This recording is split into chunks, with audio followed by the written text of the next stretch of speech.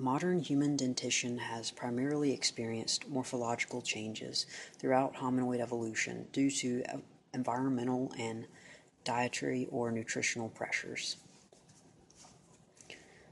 My research paper is intended to explore alterations that have taken place in dentition and tooth structure within the hominin lineage, taking into account how factors like diet and masticatory function have impacted the evolution of dentition. Finally, I hope to use this information to make inferences regarding the implications of this history in the application of forensic age estimation techniques. Luckily, teeth are incredibly resilient hard tissues, and they are often overrepresented in the archaeological record. Because the primary function of teeth are for mastication purposes, the utility of teeth in regard to their respective classification differ across mammals. These differences can be used to distinguish between species, as well as determine variation between human populations regarding age, health, and nutrition.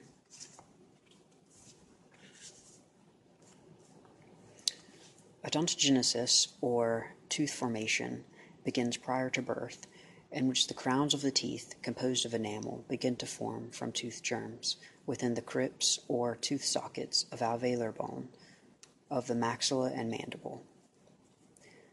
Amyloblasts are the cells responsible for enamel formation in a process called amylogenesis. Enamel is one of the hardest tissues in the body. It is not vascularized, and its composition is approximately 97% mineralized, with the primary mineral being hydroxyapatite. Upon formation, enamel is calcified, and crown development is accomplished prior to tooth eruption. Within the tooth lies a pulp chamber, composed of vascularized soft tissue, and another avascular tissue called dentin surrounds this pulp chamber, beneath the enamel that makes up the crown of the tooth. Odontoblasts are the cells responsible for the formation of dentin through a process called dentinogenesis. Roots of teeth are not completely developed prior to tooth eruption. Because tooth morphology is dependent on amyloblasts and odontoblasts, and the processes of amylogenesis and dentinogenesis are coordinated through DNA, tooth formation and morphological variation have the tendency to be more expressive of an individual's genotype. An individual or species' diet and environment can have a profound impact on dental morphology over time, affecting a distinctive wear pattern on the teeth, or macro wear. Because teeth are primarily used for processing food, the physical and chemical properties of foods consumed by an individual can cause dental macro and micro wear. The dentition of Australopithecines deviated from that of apes, such that they displayed a decrease in incisor and canine size, an increase in molar size and flatter molar topography, molar variation such that the first molar tends to be smaller than the third, and greater enamel density. In addition, Australopithecines began to develop a two-cusped premolar, rather than a single-cusped premolar like those of apes. The dentitions of younger Australopithecines, such as Australopithecus africanus, Garhi, Paranthropus boisiae, and Robustus, appear to be more derived due to these differences being more obvious than in older Australopithecines, such as Anamensis, Afarensis, Kenyanthropus platyops, and Paranthropus ethiopicus. These morphological changes imply a dietary shift from fruits and foliage to foods such as nuts, seeds, and other hard edibles that require more extensive processing.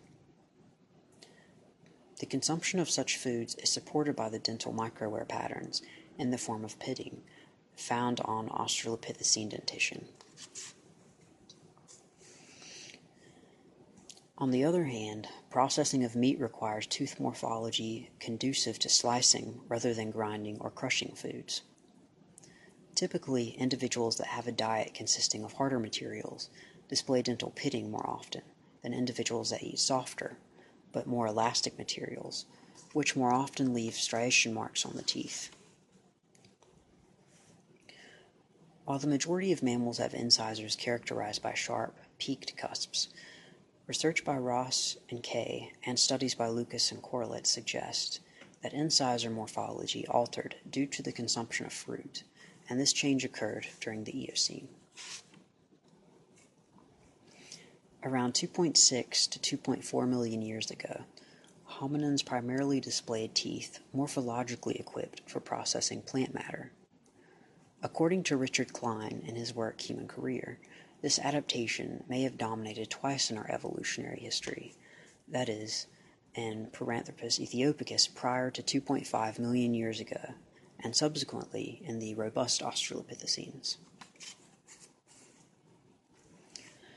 The development of tools could be a contributing factor to the reduction in tooth size, as well as the development of enamel that is less dense in modern humans.